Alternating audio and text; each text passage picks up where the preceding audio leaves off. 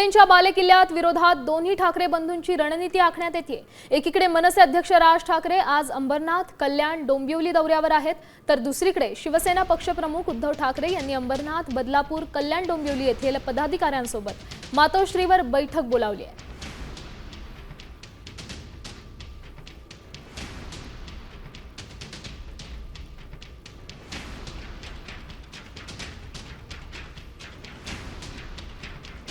त्यामुळे शिंदेंच्या या बालेकिल्ल्यात त्यांच्याच विरोधात ठाकरे बंधूंनी रणनीती आखण्यास सुरुवात केली आहे। आगामी स्थानिक स्वराज्य संस्थांच्या निवडणुकीच्या पार्श्वभूमीवर ही सगळी तयारी आहे। या संदर्भात अधिकची माहिती देत आहेत आपले प्रतिनिधी गिरीश कांबळे। गिरीश, काय सांगाल, सध्या या दोन्ही बंधूंची रणनीती कशा पद्धतीने आखण्यात येते?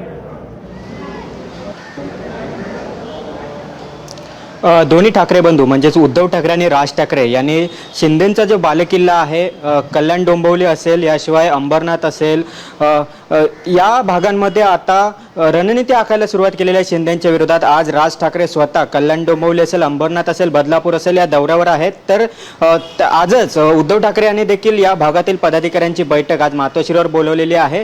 त्यामुळे मागील काही दिवसांपासून आपण बघितलं तर समांतररित्या दोन्ही ठाकरे बंधूंच्या हालचाली होत आहेत, राजकीय हालचाली होत आहेत। मुंबईतील पदाधिकाऱ्यांच्या बैठका असतील, नेत्यांच्या बैठका असतील, उद्धव ठाकरे राज ठाकरेंच्या भेटी असतील। त्यामुळे मुंबईसह आता इतर ज्या स्थानिक स्वराज्य संस्थांच्या निवडणुका आहेत, ज्यामध्ये कल्याण, डोंबिवलीची महानगरपालिका असेल, याशिवाय अंबरनाथ असेल, बदलापूर असेल, इथल्या ज्या स्थानिक स्वराज्य संस्थांच्या निवडणुका आहेत त्यावर आता ठाकरे बंधूंनी फोकस केलेला आहे। एका बाजूला राज ठाकरे त्यांच्या कार्यकर्त्यांसोबत, पदाधिकाऱ्यांसोबत चर्चा करतील, तर दुसरीकडे त्याच वेळेला उद्धव ठाकरे देखील त्यांच्या कल्याण, डोंबिवली आणि अंबरनाथ, बदलापूर या विभागातील पदाधिकाऱ्यांसोबत चर्चा करणार आहेत। कल्याण, डोंबिवलीचे खासदार श्रीकांत शिंदे आहेत, याशिवाय एकनाथ शिंदे यांचा ठाणे हा बालेकिल्ला आहे, जवळचा संपूर्ण हा भाग आहे। अशामुळे एकंदरीत दोन्ही ठाकरे बंधूंनी एकनाथ शिंदे यांचे जे बालेकिल्ले आहेत, धन्यवाद दिलेल्या या सविस्तर माहितीसाठी। आपण पाहू शकतो ठाकरे बंधूंनी रणनीती आखण्यास सुरुवात केली आहे। एकनाथ शिंदेंच्याच बालेकिल्ल्यात ही जोरदार तयारी सुरू झाली आहे।